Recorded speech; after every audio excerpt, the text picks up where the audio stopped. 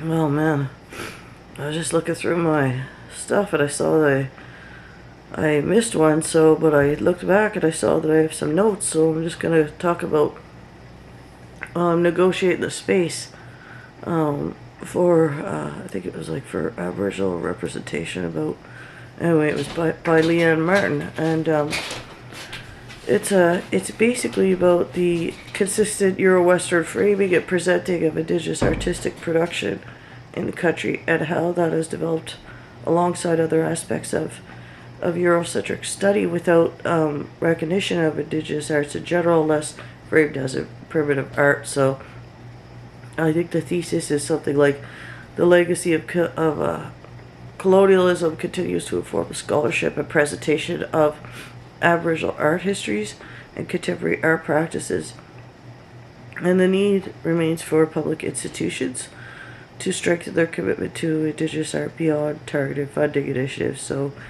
for the Institute to present a full history, not just the colonial history, it has to become more inclusionary of Indigenous art histories and contemporary art in Main Street galleries in Canada.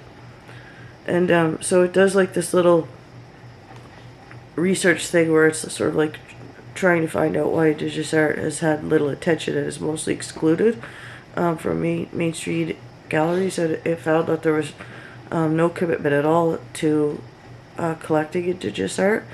And so it looks back into like history and the relationships between like anthropology, art history, museology, and Indigenous arts. That at that time it found that basically a lot of Indigenous objects were classified as artifacts rather than art, to promote a sense of to create a sense of like inferiority or like racism. So and then sort of like it would be like a justification for colonialist intervention. Excuse me. So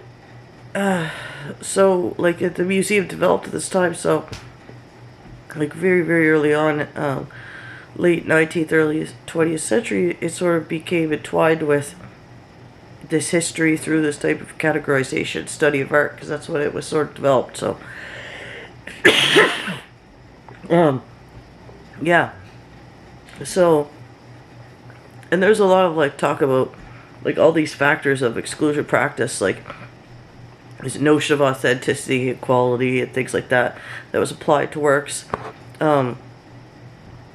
that were created in a particular historic tradition. So, and these would be free from like Euro influences. So it sort of made this like authenticity thing, right? So it was a way for Europeans to maintain the belief that Indigenous people were primitive, and maintain an unrealistic version of Indigenous purity, I guess. So it's sort of disregarding the reality of Indigenous people and like European people, like their like our history together. So it's sort of like disregarding that. So yeah, so basically all these things are continuing because it's still a Euro-Western concept that has been prepared with all these supporting frameworks. And it gets into like the ease of the museum, like how the museum has this ease to reclassify art in order to allow for more investigation by the Euro artists. So it's a method that reinforced issues of like primitive versus modern through classification of previously studied scientific artifacts as art. So in these sorts of examples of Euro-Western frameworks, like the Group of Seven embracing Indigenous art, regurgitating it in a Euro-Canadian method under nationalism, you can really get a sense of how complex this structure is, and how these seemingly major changes are actually just methods that reinforce other parts of the framework when they begin to feel unstable. So the instability gets swallowed by the other framework and is almost like recycled into another part of the structure to maintain its power. So it's a way that presents through modernism as singular, and this also gives the museum the ability to emancipate objects from their cultural context in order to maintain the Euro-Western structure. So it's very crafty.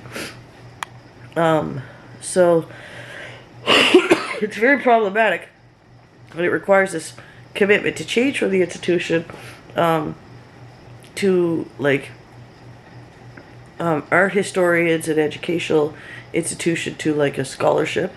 So scholarship is imperative because it's able to address these like inequalities of the Western framework of authority. So it's imperative to be able to conceptualize a native aesthetic within these institutions. So it's more than a redefinition or a reclassification. It means changing the entire process of inequality that exists within the gallery institution.